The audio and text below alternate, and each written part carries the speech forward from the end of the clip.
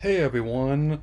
So, another week, another drop of new PS Plus games, and with that in mind, I will talk about how the first three Armored Core games coming to the service, and why they're among my favorite legacy titles to come to the premium tier yet, which is the main reason I'm subscribed to that tier, here, which and they contain the first game as well as the second, Project Phantasma, which both came out the same year, and the third, Master Arena, which came out not long after that. So, let's begin.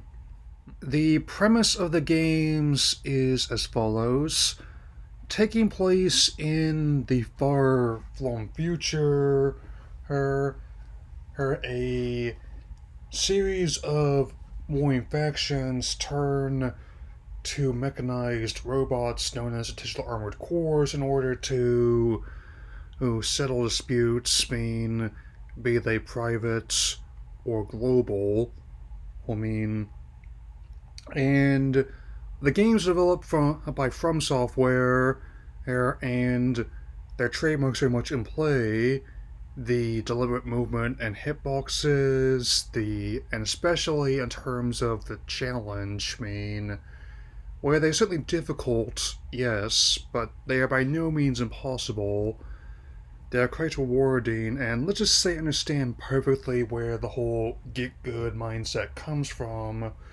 Um, Being directly coming from the 8-bit, 16-bit titles that preceded this console generation, and why I always consider myself to be among the cult following these games have had, at least before her Armored Core 6 came out and really became a smash hit, especially given FromSoft has really garnered quite the sterling reputation over the years, and why, even as we play these ones and they still hold up remarkably well, I'm certainly not against the idea of remastering the first five games with the single production value and work that was put into AC6 by Rubicon at all. And at this early stage, the approach to mech customization and is quite impressive, with a wide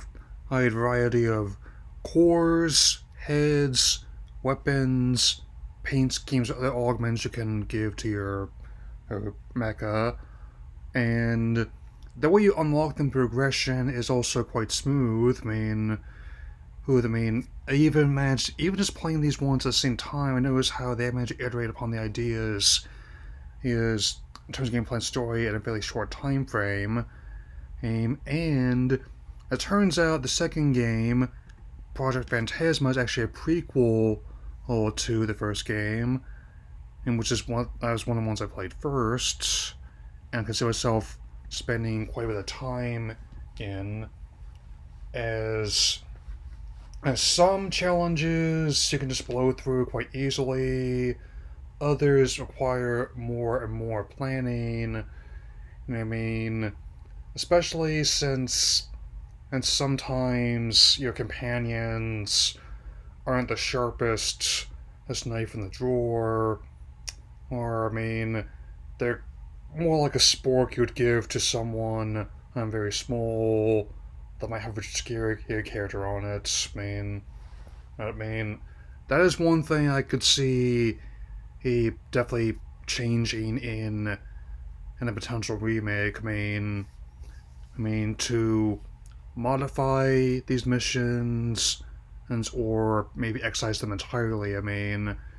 He sometimes some of the guards walked into a door and someone was spontaneously combusted. Other times they got taken out not by my own misfire or by the enemies, but by their own splash damage. Oops. Here's the bottom line. If you have played these games before, then they are definitely worth trying yet again on PS Plus. I have not seen even if they're available a la carte, but I certainly would not be against the idea just to buy them from the PS Plus SN store. And if you haven't, but have played other FromSoft titles, I guarantee you're going to find a lot to like here with these 3 games. With that in mind, I am still looking forward to talking about the original Snow White as well as Wicked this week. But tomorrow, I will be going to see the latest film that I've been after, that being the action and comedy Novocaine. That's all for now, so take care, everyone.